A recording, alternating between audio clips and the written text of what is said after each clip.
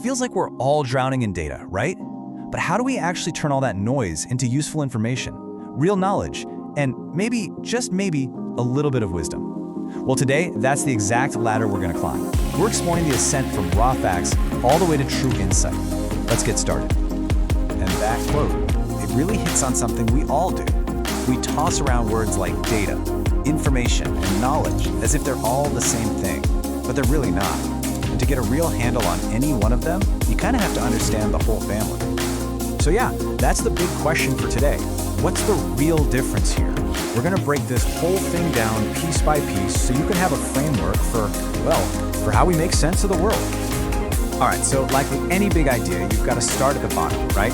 You need a solid foundation. And for us, that foundation starts with the most basic stuff there is, data, and the information we can pull from it. So what even is data? At its core, it's just a raw symbol.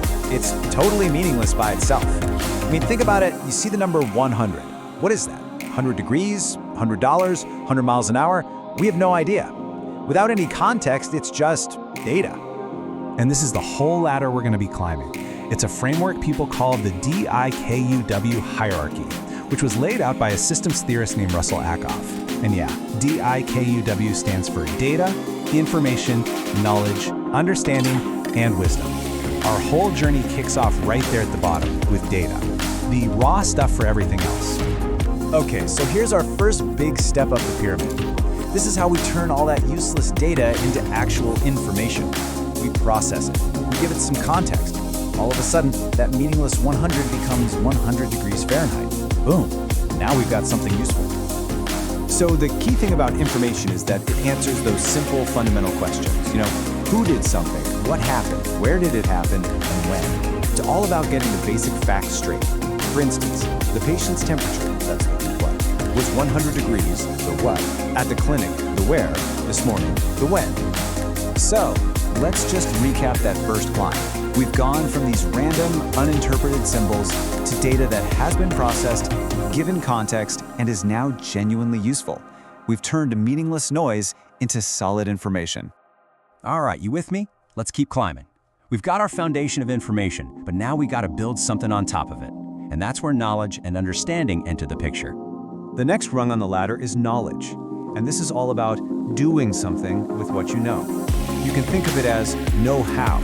It's not just about having a fact, it's about knowing how to act on that fact. So if information tells us the patient's temperature is 100 degrees, knowledge tells us how to act.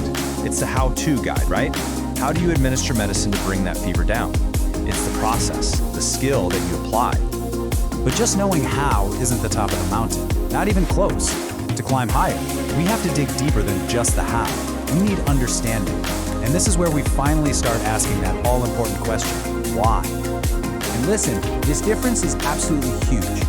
Knowledge is the how, understanding is the why. You might have the knowledge of how to give a patient some medicine, but understanding is knowing why that specific medicine works to fight the infection.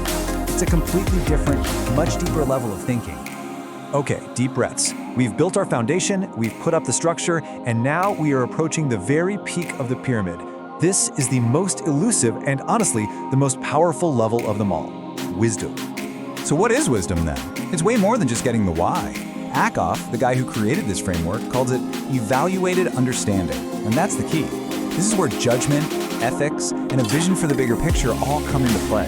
It's not just seeing how things are, it's about designing how they could be.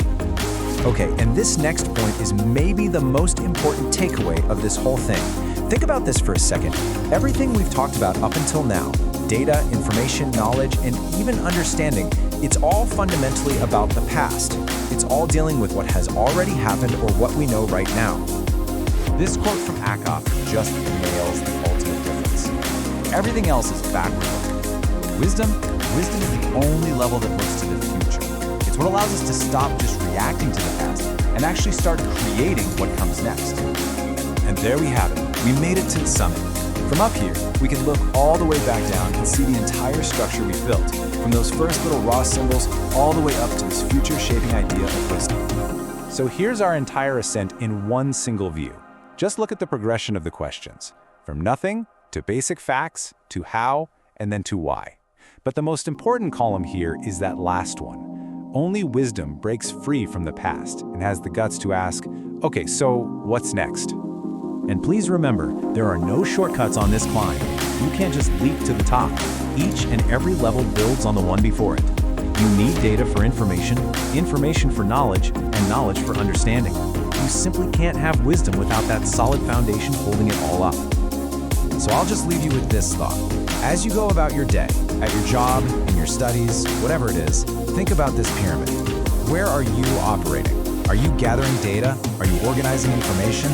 Are you applying knowledge, seeking understanding? Or are you maybe using a little wisdom to shape what comes next?